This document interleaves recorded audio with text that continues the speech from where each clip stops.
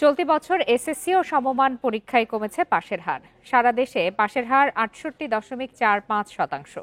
এবার জিপিএ 5 পেয়েছে ১,৩৯,০৩২ জন শিক্ষার্থী, যা পাশ করা মোট শিক্ষার্থীর ১০.৬৬%। এবছর শতভাগ ফেল করেছে এমন শিক্ষা প্রতিষ্ঠান ১৩৪টি। বান্ডেল থাকলে প্রতি সেনমানিতে টাকা বাঁচবে।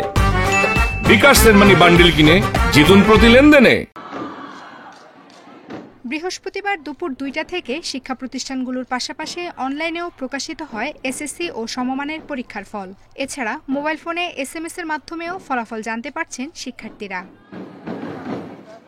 কাঙ্ক্ষিত ফলাফল পেয়ে শিক্ষার্থীদের উল্লাস যেন বাঁধভাঙা।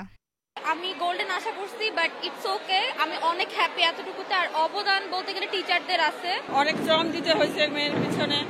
10 বছরের একটা ফল আজকে পেয়েছি, অনেক আনন্দ লাগতেছে।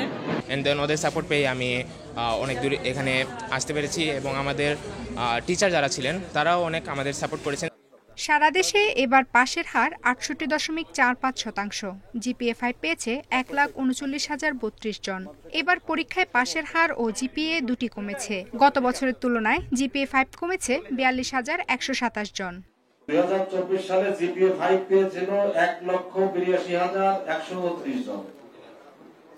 আর এবছর অর্থাৎ ২০২৫ সালে জিপিএ পেয়েছে ১,৩৯,০৩২ জন। ২০২৪ সালে পাশের হার ছিল গড় পাশের হার ছিল ৮৩.০৪। এবছর পাশের হার ৬৮.৪৫।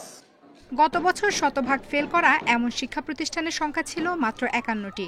এবছর তা বেড়ে দাঁড়িয়েছে ১৩৪টিতে।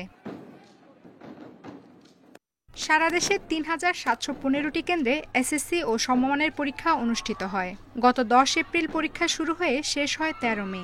মাত্র ২ মাসের মধ্যেই এবার ফল প্রকাশ হলো। আফসানা ফিরোজ জুই, ইন্ডিপেন্ডেন্ট নিউজ, ঢাকা।